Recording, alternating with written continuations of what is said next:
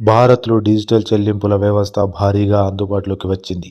చిన్న దుకాణాల్లోనూ యూపీఐ చెల్లింపుల వ్యవస్థ ఉంది.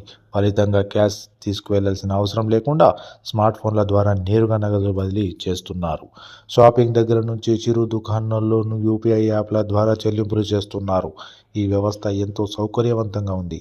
చిల్లర సమస్యను కూడా చాలా వరకు చెక్ పెట్టింది. అయితే కొన్ని సందర్భాల్లో తప్పుడు యూపీఐ ఐడీలకు చెల్లింపులు చేస్తూ ఉంటాం.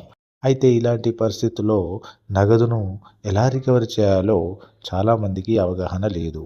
RBI reserve bank of India మార్గదర్శకాల ఆధారంగా యూపీఐ ద్వారా తప్పుడు ఖాతాలకు బదిలీ అయిన నగదును 24 గంటల నుంచి 48 గంటల్లో తిరిగి పొందేందుకు అవకాశం ఉంది. మీరు కూడా ఇలా రాంగ్ పేమెంట్లు చేసినట్లు అయితే వెంటనే సదరు వ్యక్తితో నేరుగా మాట్లాడండి.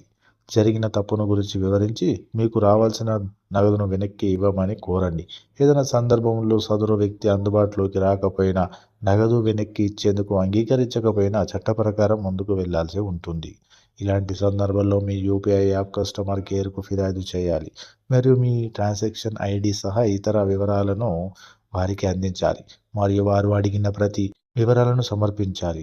అనంతరం నగదు రికవరీ కోసం చర్యలు తీసుకోవాలని కోరాల్సి ఉంటుంది. యూపీఐ యాప్ కస్టమర్ కేర్ నుంచి మీరు ఆశించిన సమాధానం లేదా ఫలితాలు రాకుంటే national payment corporation of India NPCI వెబ్సైట్లో కూడా ఫిర్యాదు చేయవచ్చు. అందులో ట్రాన్సాక్షన్ ఐడి, నగదు వివరాలు సహా ఇతర సమాచారం అందించాల్సి ఉంటుంది.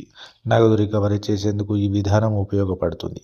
మీ బ్యాంకు నుంచి కూడా సాయం పొందవచ్చు. బ్యాంకు సిబ్బంది అడిగిన పూర్తి వివరాలు సమర్పించాల్సి ఉంటుంది. మీ నుంచి పూర్తి వివరాలు అందిన వెంటనే ఛార్జ్ బ్యాక్ ప్రక్రియను ప్రారంభిస్తారు. ఫలితంగా నగదు రికవరీ అయ్యే అవకాశం ఉంటుంది. దీంతో పాటు చివరగా ఆర్బీఐకి కూడా ఫిర్యాదు చేయవచ్చు. మీరు ఇద్దరికీ ఒకే బ్యాంకు అయినా 24 గంటలు నగదు రికవరీ అయ్యే అవకాశం ఉంటుంది.